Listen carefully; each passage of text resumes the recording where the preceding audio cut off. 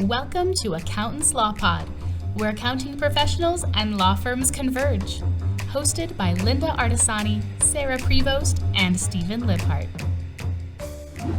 Welcome back to the podcast, everyone. And today we're going to talk about when to formalize your processes. And what was the rest of that? The Shahram show, actually. And what to look for. Them. When to implement and what them. to look for. And what to look for. You can tell we're having a lot of fun. We're in a real place. This is not fake background. This is Bonita Beach in beautiful sunny Florida. The first day since it's been sunny since I've been here. Yeah, so it's very, very pretty. It's very relaxing. I might move in here. Let's put that on the record. But welcome, Shahram. And I guess you want to introduce him because you guys are buddies. Of course, we're buddies. Oh yeah. Yeah. I mean, well, let's just say this: he is in the accounting space. So for those of us accountants that listen to this, Financial Sense is a product that we love and use, and it's well built for our accounting firms for workflow, for automation, for capacity, and time tracking and those sorts of things. Or even if you're just not even time tracking, you're just sort of wanting to know how many hours you're incurring against a project. So and client communication, huge. Client communication. Thank you, Steve. This app has really changed our world from about a year ago to today, and our team has embraced it and loved it. Yeah. But I think ultimately, I love the story of Shahram, how he got here.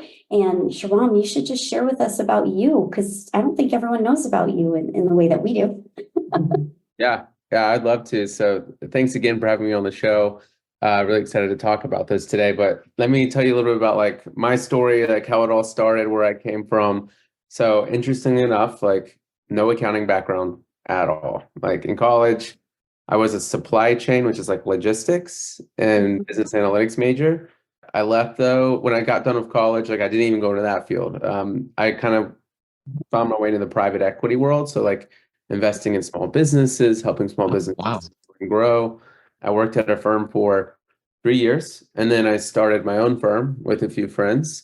Did that for 4 more years, and then eventually I decided I want to make the leap of faith and start my own business. And through that, through my past experience, so I learned a lot, right? How to help businesses grow, but I also learned a lot from a lot of really great business owners, like what worked, what didn't work, and I felt like I might know enough to do something. So I kind of found my way into the accounting space because, I was talking to a lot of accountants and kind of understanding what are the biggest challenges they have.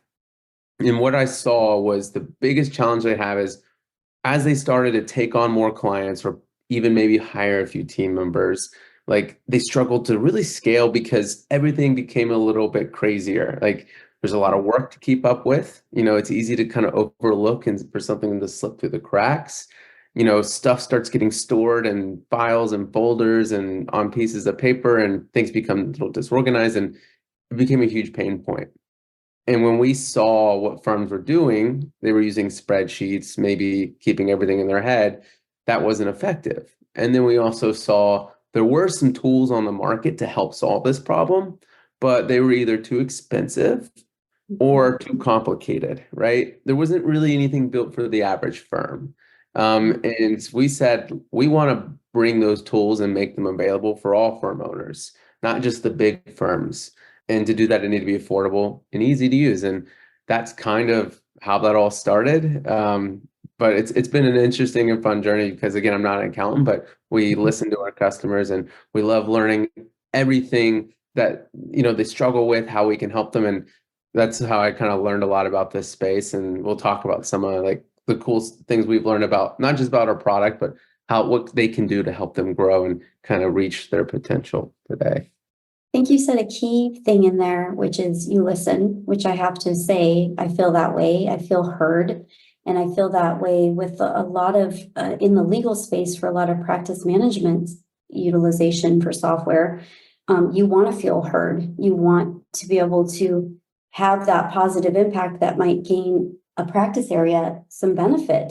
I feel like that could be a big game changer for certain people if they're not feeling heard, or if it's a bottleneck in their workflow, which also could impede on how you do your day-to-day work. And we often see that, right, Steve? I feel that we hear that quite a bit with our clients that come to us. How about you? Absolutely. And I think that one of the things that I really like about working with Shahram and his team and his product is that they do listen. There are, questions all the time in Facebook. What do you think? Weigh in on this. Tell me. I love that, Shahram, that you do that and you give people the opportunity to feel safe to share with you what they like and what they don't like, and everybody else starts weighing in. And I don't say a lot in there in Facebook, but I read everything that you're doing. I love it, and I like that you offer the monthly meetings. Those are huge. Those are just huge. The And value added ones, yeah, the webinars. yeah, definitely. Yeah, and so Because you they're do not feel, about financial sense, they're actually different value adds for our Mhm. staff Absolutely, yeah. watches them all the time. Yeah, which I think is offered in some of the other legal softwares that we see, but I do believe that to the point of what Shahram started with, which was how do you organize chaotic mess? It's so, admittedly, we all do it. We still have a practice management software, but we have a side spreadsheet. Oh, Steve, you're looking down. That means you have one. Busted, Steve, busted. You were totally busted on that one. okay, I'm moving my my scope creep spreadsheet over to Financial Sense. Yeah. But Shahram, so what an interesting story. I love that you, admittedly, I feel like in our app space, in the accounting world, we hear this often. I'm not an accountant. I'm like, I know, it's true. we don't It's true. care. You're solving a problem. Mhm. Yeah. It's a big gaping hole in our space. But the fact that you listen to us is big, because a lot of times you get software, they don't listen to us at all. And we're in the product, living, breathing it, and we come up with great ideas. And for an example, we kind of cornered you, and Sarah, like, Shahram got his laptop out and she's like, you need this, because I said, I warned you that Sarah's she's doing the Let's Fix Your Software tour. As she went to the vendor center, like, this is what we'd like to see. It's not so much fixing it, but enhancements to what we would like to see, because the software really does work great. We tried to adopt a software that wasn't designed to be practice management, and we tried to use that software for that purpose and build it out, and it just never worked, and the staff did not adopt it. And the fact that, like, nobody wanted to use it, I didn't want to use it. I'm like, I am so lost in what we're supposed to do here. And as soon as we started Financial Sense, we're like, look, we're investing time and money in getting this set up.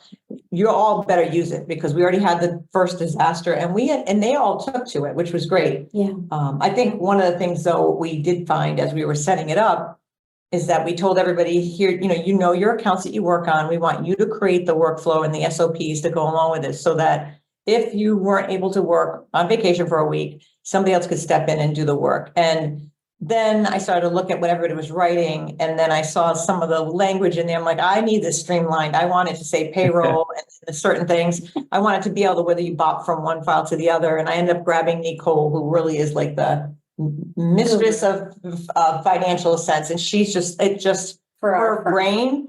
Sarah and I sat with her. I go, she needs to be like a part of this whole setup, because she's going to make sure that it's. A lot of times people skip a step because they know it, but we want to document it, because if you aren't there, I want somebody able to sit in that seat, follow the directions, and follow the video, follow the written SOP, and go forward. And that does take time, money well spent, and time well spent. Yeah, no, I totally agree. I think, with any type of practice management solution that a firm's looking to implement to, like, standardize their processes, keep their firm more organized, it's like you guys were saying, it's important to take time to, like, make sure, even if it's an easy to use solution, to properly set it up, and get that team adoption. And one thing you were talking about is, I think it's important to lean in on your team on this, because they're going to be using the solution too. Like, we see a lot of people, even before they set it up, right? When they're vetting solutions, we see, and I think it's really smart, they actually, like, listen to the team, like, these are the 3 options. You guys take a look and tell me what you guys want to use. Like, which resonates for you, because you guys are going to be the one that are using it every single day. I might not be in it every day as an owner or manager, but you guys are going to be clicking around, you're going to be tracking the work, and you want them to use it, because if they don't use it, then everything becomes obsolete. Like, nothing's getting updated. They're not putting the documents where they need to go, and it gets all over the place. But then when you go back to actually implementing it, like, let's say you pick one, you also need to come back and say, hey, you guys do this every day. What's the best method to set this up? But there is, like, a healthy line. Like, you don't just want to, like, here you guys go, like, set everything up. Because then, like you said, everything gets the naming conventions, like the projects are set up differently for this person. There needs to be some back and forth and communication between that setup process. And we've seen a lot of people implement like, weekly lunch and learns, right? Every week or 2 weeks, let's get together and take a look at what you guys worked on. Like, are we on the same page? Hey, no, what Jonathan did over here was really interesting. Let's maybe try to standardize that across the firm. And that's been really successful too. Part of the listening to your clients that really impressed me too was when two things: you include all of us or several of us in your beta testing, which is real. I'm grateful for that. We get to see what you're thinking, and we get to try it, and then we get to recommend. And number two, you took it to another level, which was huge for us in that the clients are involved in there now, and the clients are loving it, and they're finding it easy to communicate with us. And I am in our company, I'm seeing that they answer so much quicker than by other methods, because let's say it's an uncategorized transaction. I can send that over to the client and ask a question, and they'll get back to me right away, and it's done. It can be categorized and done, and it plays well with QuickBooks, and all of that comes from, and it's a compliment to you, all of that comes from somebody who's caring about his company serving his clients. So thank you so much for that. Yeah. I mean, thank you. I mean, I appreciate that because, we put a lot of time in it, but again, like it goes back to like all of you as well, because like, not being an accountant, I think it's actually an advantage for us because like you guys were talking. Yeah. Some people don't listen, right? Some apps out there, they are accountants and they assume they know what you want. I was just going to say, you don't come from a place where you know it all. You're like, what do you need? Help me out here. Teach me. Let me know. Let me absorb this. And then you make it work. Exactly. And like you said, like anytime I ever have a question, like I'm thinking, wait, how should we do this? I just go to the Facebook group. I just drop the question in and I'm like, hey, it could be something small. And that way there's no doubt in my mind and we let the majority decide. Yeah. I like when you do your surveys in Facebook and somebody, be like 65% want this one. I'm like, no, I want this one. Yeah. What's fascinating too is honestly, when we think about just our clients and how they utilize their product and what we want to see, because we're kind of an influencing moment in that workflow for them. Ultimately, we need the data to be constructed in a way that works. Mm-hmm. And we have found one of our clients was using a very expensive software, and we found out, to your point, Shahram, it was 2 people in the firm out of 50, let's say, that was like, oh no, we need to use this. Mm-hmm. But those 2 people are probably either not there or half utilized it, not to its capacity. And it's a very expensive software. So then it made me nervous of like, why are we spending this money if we could capture this in a Google form and make it work here? So I think what your value add as an owner of an app is to say, and what your experience is what has worked in all these other places? What did you see? Because you probably saw a ton of different things, especially private equity. And just fundamentally, I'm sure there's a baseline of workflow, like you're saying. Before you know it, you're gravitating to, do I use Google Notes? Do I use Apple Notes? Do I use Google Documents? And then we're in like 4 different apps and you can't find your stuff. And I feel like I don't even know what the percentage of time wasted on that alone. Searching. Do you want to pay for that with your admin staff or your support staff or your legal staff? Like that's not fair to utilize. Take forever. So yeah, I think that's a valid point. It is expensive, and it's not just accounting firms, like you said. Like I think all companies, as they start to grow, especially when they start to hire other team members, they all face this challenge of like, and we like to say like getting work done. Like it's not just about knowing what to do, but it's about having everything to actually do as well. So you need all the information and the documents and the notes to still get the work done. The problem is when you have a few people on the team and Jonathan's putting everything stored in his email locked away somewhere, or it's in a Slack channel, or it's in a text message, or it's on a piece of paper on his desktop, or it's in this app or that app or this app. Like no one can find they're just like asking people and interrupting people like, hey, do you know where this is? Or they're spending 15 minutes trying to find it themselves. Like that alone is just like causes cost a lot of time and Yeah. money and Yeah. frustration and slows things down, and centralizing all that into one place. Or even if it lives in other apps, having it connected to that single source of truth so you can access it is so important as you start to grow. Because when it's just you can kind of keep up with it all, right? It's all on your desk, probably piled up. Yeah. But as it grows, like as you grow and hire people, like you want everyone to know exactly where to go to get it. And when it's in 5 different places, they'll never know. They'll always wonder, is it this place or that place? Yeah. So creating that Well, single truth is key.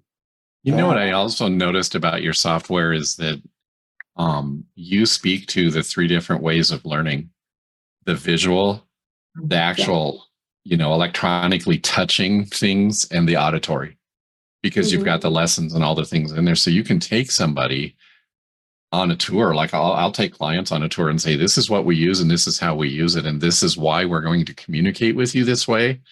And this is what it looks like. And they don't even argue. You know how Sarah and Linda, sometimes a client will go, oh God, another app, you're going to make me do this. Yeah. I've never had any pushback with yours because it's easy to use. It's all there. It's all organized. And it's really cool when you get a new team member too. You can take them in there and say, oh, here's where you're going to learn this. And here's the flow that we've already set up. And it's all there for you. And it makes it so much easier for them to learn. I think employee retention is probably the missed opportunity here, because I couldn't sense. And Yeah, good point. I feel like I've seen this with my own spouse who's working, for 2 different people. And one, it's very clear. It's the organized, it's the modern day system, as Linda and I like to call it. And the other is still half paper form, half this, half that. We're still mailing things. And you got to wonder about the cost and the burden of that. But then I'm thinking, Shahram, you're meeting us in a day and space of time we need to retain a young talent and meet a talent pool that wants this stuff, that are hungry for this stuff and want to learn more.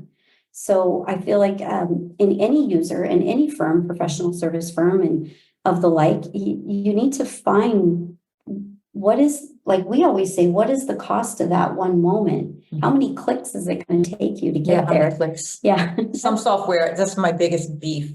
Sometimes the big green one sometimes adds more clicks instead of making it easier. You have to click 5 more layers deep. Why? One of my favorite features on Financial Sense, though, is because some clients, especially with trust accounts, they have IOLTA accounts that are not online because the banks say, no, we're not doing that anymore. They get mailed into the office or whatever. And we have to ask for them because just have to ask for them monthly. And we actually have it set up to send out, remind them, and they'll make right back and say, oh, I didn't come in. And then it will remind them again if we didn't get it. So I don't have to remember to remind you the second time that we didn't get the form. That automatically does it. So you've automated that step that we were always like running in and to write a note to them and ask to retrieve some documents that maybe we don't have access to. And I think that's a big time saver. Well, that'd be true of any app, really. If you've got to utilize it, to Shahram's point, you got to build it to where the people are. And as you explore new ideas, which, by the way, I have to ask you, how does it work with your team? Because you guys really, You've grown. I just love what you're doing with your own team, watching you grow. How is Do you use Financial Sense? Do we use it? We do. The marketing team does a little bit. Yeah. I know they tried. Answer. I know they tried and then they stopped using it and then we went back to it. Because it works, but like It's not, you're not an accounting firm, but yeah. I don't think smarty pants, but your team has definitely grown. Your team has grown quite a bit. But what is your approach with your team? Like, how do you all, I mean, that's a lot of channels of people giving you feedback or unsolicited information. What is the approach? How do you culturally accept all of these things or handle it together collectively? He's brought peace of mind to all of us. How do you keep it inside your own place? Is the question more about like the feedback we're getting from our customers? How do we filter that through the organization, or is it about like how do we maintain like a cohesive culture? It's both. There you go. Okay.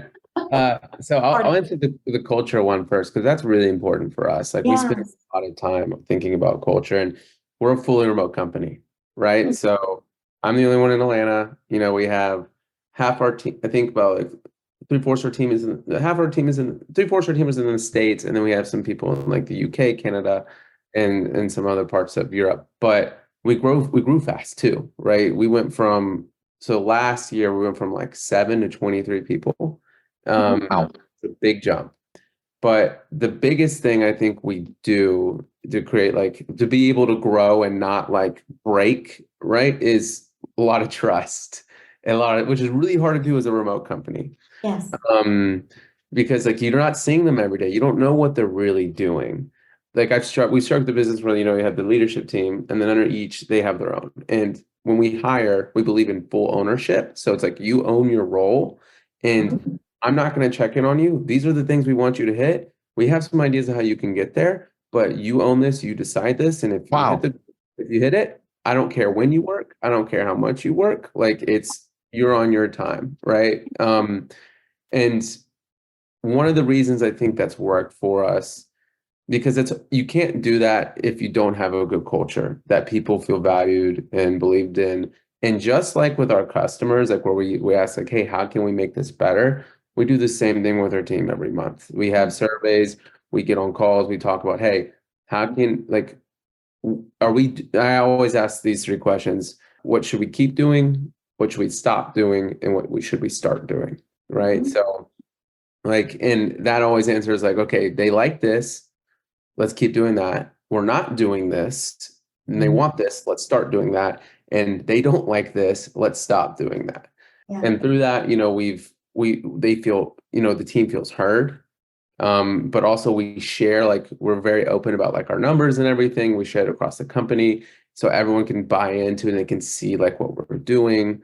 And it's really just about communicating with your team, giving them that trust, and making them feel heard, you know, like listening and actually implementing so that like the listening, like that's not just with our customers, it's across the organization. Yeah. And Yeah.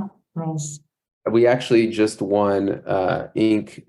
And we were on the Inc. Best Places to Work list recently. Well, good for you. Awesome. Yeah, Awesome. that was great. I was excited about that. I think we did a survey and it was like 100% of our team would recommend Financial Sense to someone else.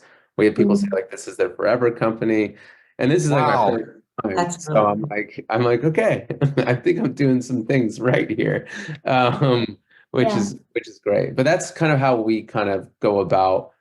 That allows us to grow quickly and not have to like, because we're delegating a lot of it, and then we're trusting, and we're creating that place for people to be heard and those ideas to come to the top.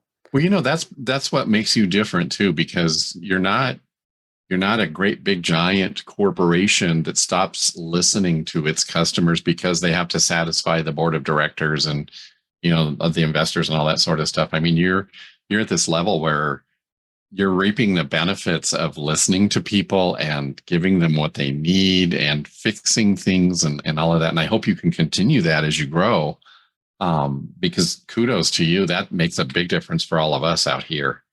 Yeah, it gets harder as you get bigger. And yeah. Like, I used to be on all the calls with the customers and doing the sales and support, but now I don't. And that's why I have the Facebook group now, which has been great. And I still own that because that's kind of my channel to our customers, and also the conferences, but like virtually it's the Facebook group that helps me keep a pulse on like, what are you guys saying? What do we need to do better? Like what, like, and everything, so forth. Yeah. It's interesting because as business owners, all of us here, it is hard. That is the one thing. There's got to be a point, and Linda and I share this equally. We got to have our hand in something, not because we want to micromanage you. I fully agree and believe I'm not here. I didn't hire you to babysit you. Exactly. And I feel like that gets missed in culture because some people are so used to that style of culture. But that's not what the current market is asking for. No. But it is hard to measure. We follow that too with, you know, our team, who has what accounts and you own that account from soup to nuts. I want you to be able to answer the questions from the client. I want you to be able to be front facing in the meetings. Because it's not scalable for Sarah and I. We have to be in every single client meeting. That's just not going to work. We'll all just sit in this little space. No, we want to. Yeah, we don't want to be either. But yeah, so it's kind of, but that's a little bit of a grooming, a little bit of a training. But I think we've come a long way too, because we've really grown quite a bit too. Yeah, You have to kind of develop it as you go along. Yeah. And it's not, every decision we make is perfect, because there's some that are not, and then you kind of have to dial it back a little bit and redirect and try to figure out what works. But overall, I think we've got a very good culture. We have a lot of people who all love each other, which is the most important thing. I think it's just remarkable that something that we utilize every day, and that you guys have experienced this amazing recognition. But that's why I was asking, is how does it translate? Because I do feel like it has to translate from within to showcase out. Mm-hmm. And it's interesting to, as you develop your workflows, whatever they are, whatever industry we are, it's that approach of innovation and creativity. Like those 3 points that you hit on, we have somebody on our team that felt nothing against the prior employer, but wasn't able to bring forward some better ideas to implement. So tried, but then the answer was no, we're not changing anything in our processes. But what if there's somebody who's doing the work, finds something that they think is a better process and has a better method, and it might work, it might not work, but I don't want to close the door on that innovation, or they might want to find a way to make something better, faster. And I mean, the software changes all the time. I mean, look at the size of the room that was at scaling. It was huge. The vendor room, and a lot of familiar faces, a lot of stuff we had seen before, some that we had not. So you want to be able to keep that door open. I don't want to squash their creativity either. You want to keep it open to the staff. mm-hmm. That's really important. I mean, I was in a meeting, or I was in a mastermind the other week, and we were talking about the 5 dysfunctions of a team, and like trust is like the base layer, but after trust, it's called like conflict. Like you need conflict actually, because that's where these ideas come from. Like they need to feel comfortable to be, hey, I have a differing opinion on this. Let's just talk about it, instead of everyone pretending, not bringing anything up because they want to protect the harmonious of the team. They don't want to offend anyone, which, I mean, you want to be professional about it, but people need to be able to say, hey, actually, I disagree. This is my concern with that. Then let's talk about it. And they can feel no elephants in the room. Exactly. Because then people start harboring resentment and they don't want to talk and they feel left out and they can't buy in and they don't want to why you're not going to listen to me? Why would I do what you want me to tell you? And it's so important to create that safe place or that vulnerability, and it comes from the top, right? Like they were saying they call it mining for conflict, trying to actually find ways to be like, hey, does anyone actually have a problem with this? Like or like, hey, this number looks bad. Do you guys think anything about like actually calling it out, me like, hey, I want to hear you. Hey, you've been quiet over there. What do you think about it? Like trying to get people, like pull it out of people, and it becomes part of it. And having those healthy discussions of like those diverse opinions, and you may not go with it, but at least they got the chance to talk. They were, you heard. It's the phrase, being nice is not really kind. It's another thing too. But you said 5, so you just mentioned 2. What are the other 3?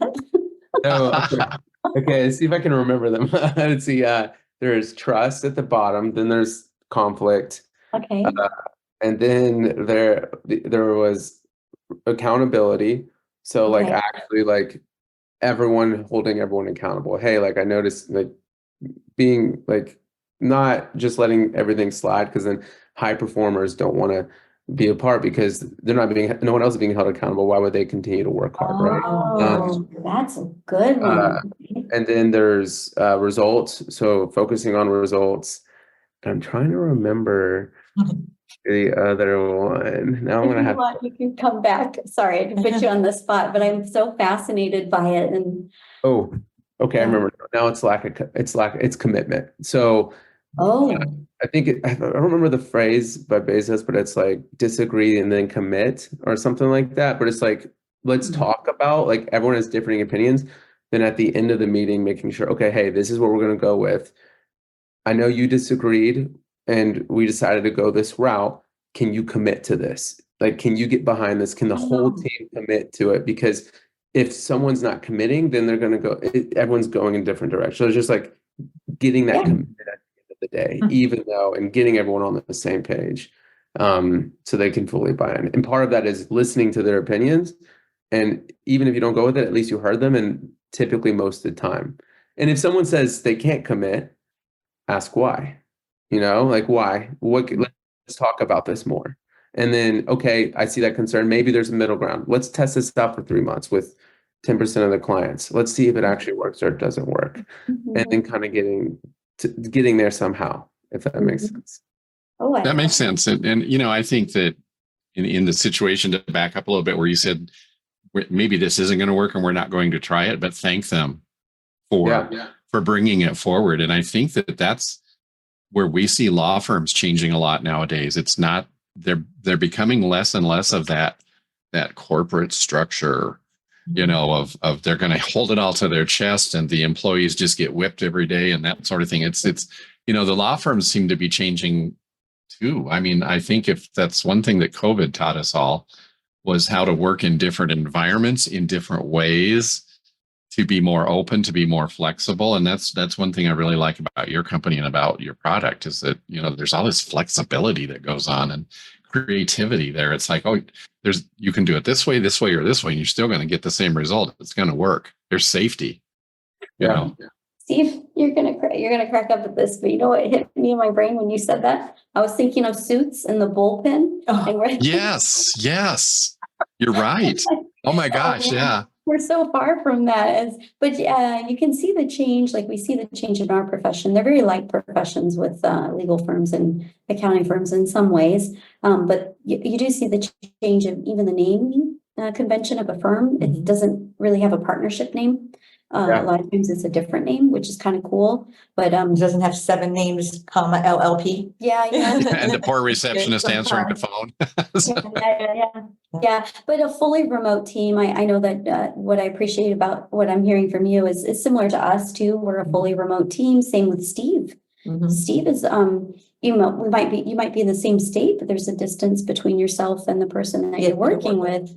It does take a little bit of a balance on that trust side, more than we expect at times, because you want to ultimately, I don't care how you get the work done, as long as it's the quality of work that we're looking for. And ultimately, at the end of the day, the work is completed for the work that you need done. If it's not, that's where I feel like you're saying the accountability. You got to go back and find out and ask more questions, which I'm sure is different for you in a software space, because you have lots of things going on.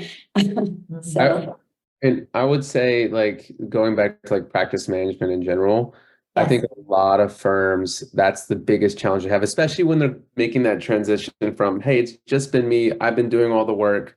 Okay, I have too many clients, I can't do it all on my own now. I have to hire someone, but they can't let go. They're like, I don't know this person, I'm going to trust them to deliver the work as if I were to do it. What if my client gets upset? They forget, the quality is not good, and I lose that client. Like, this is like everyone, or then they micromanage, and then the team member feels like you're smothering me, and they leave, right? They can't keep good talent. So like implementing a practice management tool helps you get over that, because one, you can document your processes.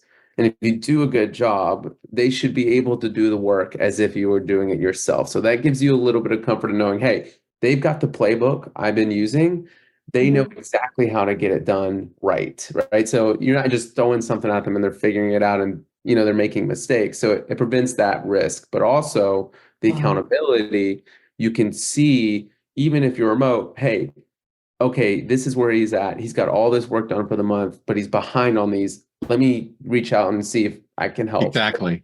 It's not, I think the biggest reason we see people implement a practice management tool is because they missed a few client deadlines. And the funny thing is, they typically don't know they missed a client deadline until they get the client call. That's very uncomfortable. So true.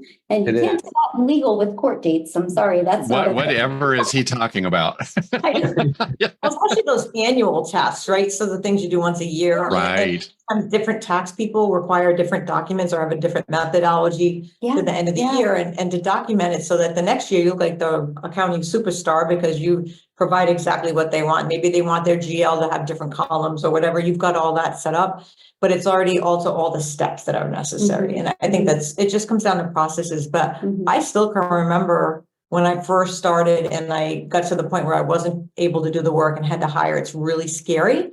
And then when you do get to that point where you're able to hire, having a way to have them all, because now you have to relinquish control at some level, whether you like it or not. And that's another big step, another big hurdle. Huge. But then once you do that, yeah, I mean, you're not gonna be able to continue to grow. And then once you do that, you have to have a process in place. And if you're sitting here listening to the podcast, and you're like, that's me, and I've got it on a Google spreadsheet, really you ought to think about looking into something like Financial Sense, because it isn't that expensive. It's not For the accounting side. for the accounting Yeah, side. for the other people. Yeah, it's the other for getting your processes in place, because sometimes we use a Google Sheet, we use a, I don't know, Trello board or some stupid thing that's not really in depth enough because it just gets you by the pieces that you need. Then all of a sudden, it's just like our clients, they start out with a spreadsheet for their trust, and all of a sudden they're looking at it and they're like, I'm just going to handle this. I'm going to do it at night, 10:30 at night. Then all of a sudden it's not being done. You're way far behind. It's a big mess. And in their case, it's compliance. But for us, it's just that phone call when somebody said, I'm looking at my file and nobody's reconciled this since last October. And then you're like, oh my God, why isn't it reconciled? And then you'll find out that the tasks aren't done. So to be able to, for us to be able to pull up the screen and see where are our staff on their work. And maybe they don't come to us, they're falling behind, they don't come to us, we can see it. We'll hop on a call and say, what's going on? Why are you behind it? And find out, and maybe a really valid reason. And then we'll get somebody else in to help catch you up because something else got in the way. And sometimes they don't tell you. And you want to be able to see where you're at with the files. And that's the important piece of this. And I think it's going to allow you to grow. So as you start to get bigger and bigger and piling on, the more you have your processes in place, the better. Yeah. I have a couple questions for Shahram. One, if you could speak a little bit to security, how your platform keeps all these clients' data secure, and what we can share with them when they know that we're using it and we're asking them to communicate with us in that platform. And my brain just went blank. Oh, AI. Let's talk about AI a little. Look at him. Yeah. just a little bit. I think you piqued an interest there. I have my opinions on it. But in terms of security, so I'm not the technical co-founder, so I don't know all the details. But Abdullah, he helped co-found the company with me. He's got a cybersecurity background, but we've gone through a lot of tests to keep everything secure. So we actually get reviewed by Google, do a security test. You do? Okay. A certification. But I think one balance we found was how can we keep it secure but still easy for the clients? Right. A lot of these portals, they layer on the security, but they don't think about, hey, it's secure, but now the client has to go through 15 clicks just to get to the portal. And 90% of the time, the client doesn't make it through the 15 clicks. They just give up halfway through. And that's why you never get your documents or the response from the client. And that's why we chose the Magic Link security, which is a newer technology, but it allows the client to quickly get in, but not have to have a username or password, because that is not, instead, the username or password is built based on the email, because they get the email or 2FA, if they have their phone, right? They can get the phone. So it's still just as secure as username or password, but it's piggybacking basically off the email or their phone. So they can get access, but don't have to create a whole new account for a portal and remember everything. And that's been really great on the client side. And I feel why we get such good adoption, like you're talking about, my clients haven't pushed back. A lot of times, some of the clients don't even realize they're using a different portal because it's so simple. Yeah, right. And then for the firm side, in the portal, encrypting everything, keeping everything secure, having 2FA built in on the firm side as well, doing those security tests have been great. I actually if you go to our website, there's at the bottom of security, and it details everything about the actual the security jargon that I the stuff that Abdullah has worked on. Yeah. And put together. I love that. In terms of AI, what do you so what that could go a million different directions. What about specifically though, like in the What did accounting you have space in or what? mind, Steve? Hmm? What did you I just have? want to know what somebody like you who has a company like yours with the app, you're an app for all of us. What impact is AI having on you? What are you thinking? You know, It's interesting. I think AI, in my opinion, is a little overhyped. I think there's a lot of great things you can do with it, right? And I think someone gave it an analogy to me one time that I think really stuck with me. It was like AI it's not gonna like, so let's say, I don't know if you golf or anything, but AI is not gonna replace the golfer. It's gonna be like a caddy for the golfer to be more effective in the game. So a lot of people are talking about how AI is going to disrupt everything. There's not going to be any more support. yeah. Voters, like they're going to replace all the accountants out there. I don't think that's going to happen. I think you will always need a human. I mean, people have been You saying need human touch. you do. Yeah. I mean, every time new technology comes out, everyone's like, we're all going to lose our jobs. I think it's going to allow accountants to be effective. Like now, like someone could be more effective at maybe offering more advisory services because they have AI analyzing. Exactly. Like for us, I think there's a lot of ways we can use it in our business, like in terms of like helping our marketing or dev team or support team be more efficient. But I don't think it's going to replace everyone. And then in terms of our product, I think there's ways we can use it. Like we've used it already to help create checklists because like people struggle to document their processes. So using AI to create checklists for your processes, but using it to also find information like more like we talked about, one of the biggest challenges firms have is finding the information. So making the search more powerful so you can find I saw something really cool that a company actually released. It's not in our space, it's a different space, but they actually in their search with AI, they can now search integrations. So let's say if it's integrated with Slack or Teams or Google Docs, if you search in their app, they'll search in all those and bring it in, which is pretty cool. So if you can't remember where you put it. Yeah. Yeah, so even if you're using multiple apps, it makes it easier to find it as if it was in one app. So I think it's going to be very powerful, and it's going to I think it's like if you don't adopt it, you're going to fall behind. You're going to lose. Oh your yeah. But I don't think it's going to replace everything and disrupt the world. Like everyone is. Thank you for sharing your thoughts on it. You're right. I mean, it's not going to replace all of us. People are still going to need to have a human interface with their business. It's just not. We still need you, Steve. What did we say? There was a quote at the conference. I'm going to touch you, Sarah. The quote at the conference that said, AI isn't going to replace you, but an accountant that knows how to use and implement AI will replace you. Yeah. There you go. A really great quote. I like that. Right. Yeah. Wow. Good job for remembering I know. that one. I like that. Right now. That stuck with me because it's true. And there's a lot of fear around it. We talk to people in the hallway that people that have been my colleagues that they're probably maybe 10 years older than me, maybe a little bit less, maybe 5. And they're all like, I'm retiring, I'm getting out of here before all this stuff. And they might be desktop people, people that are still in desktop and they're just like, I'm just done. I'm done with the industry. And we heard this, I'm too old to learn and I don't want to. And I'm like, wow, I'm excited about it. I want to keep going. A few weeks ago, you shared a story about how, because Linda and I are always comparing because we're both in the same age bubble. And 27. What's that? 27. Mm-hmm. But when you reminded all of us about when the cloud came along and we were all like, oh, the cloud, oh my God. And now it's second nature, same thing with AI. Yeah, no, it's seriously, I live in Florida. How many times I had to explain what the cloud was when I first moved here? And then I was just really getting to be, I'm like, I was in QBO and they're like, can you explain to me what a cloud is? I'm like, oh God, if I have to have this conversation one more time, it's the big computer in the sky. Why don't you just call it equals big computer? No, it's so true though. I mean, older generation down here in Florida, and it was just a conversation we had quite often as I started to get clients like, can you explain to me what the cloud is? I'm like, okay, we'll do that. Yeah.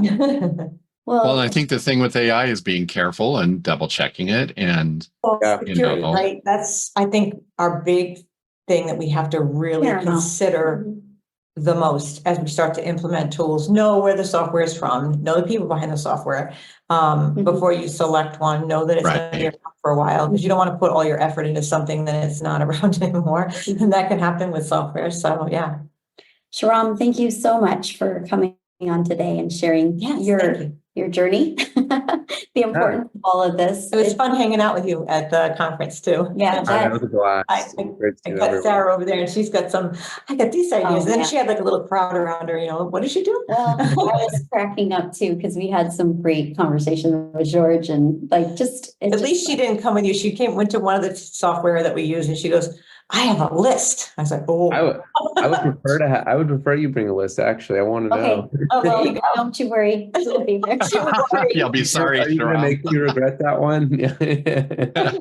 Be careful what you ask for. No, it will not be a regret. It's just these little things, but overall, I mean, ultimately, I think to the point of what we discussed, it's got to be the right fit for you. It's got to work for your whole team. It can't just be a top-down conversation. Right. Implementation of, find your superstars in your team that can help implement it with you, alongside you. And like you said, address the feedback, look for new ways to work within it. Maybe somebody's got a superstar way that we don't know about. So yeah, I think that, and then I appreciate the candor, like the company culture and just knowing what's behind everything, and how it just understanding like what we see is validated by what you just told us. And so, And you have a great team. Everybody we met, they're a lot of fun. We had a lot of fun with them at the after party. I've been lucky. We've been able to get amazing people. And then now that I think something too, like just like advice for like any firm that's looking to hire someone, like their first person, make sure that first hire is good, because that's gonna make or break your business. Because what typically happens, your first hire is going to be a reflection of the next 5 hires. So if you hire someone that's not that great, like that's just kind of slacking, it's going to typically bring in, especially if you lean on them to help find those people. But even if you bring in someone good and they see that person, they're going to be like, this isn't the right, like it's going to cause that friction that's going to cause the team A players to leave. And I think we were lucky early on bringing in like some really good people. And I was really careful. I vetted a lot of people, and that it's like it cascades throughout your organization. Like it affects everything. And it's the most important decisions your first hire, in my opinion. Oh, great valuable point. Yeah. Well, Miss Kira, are you going to join us, my dear? To support the Accountants Law Pod, please take a moment to like, share, and review this episode. And be sure to subscribe to this podcast on YouTube and wherever you find your favorite podcasts. If you have questions, topic requests, or guest suggestions, you can email us at info@accountantslawpod.com or send us a message through our website, accountantslawpod.com. To join the Accountants Law Lab, which meets every Friday, visit our website at accountantslawlab.com to sign up. And to learn more about Financial Sense, just follow the link in the show notes below. Thank you, everyone. Thank you. We'll see you all next week. Thank you, Shahram. Yeah.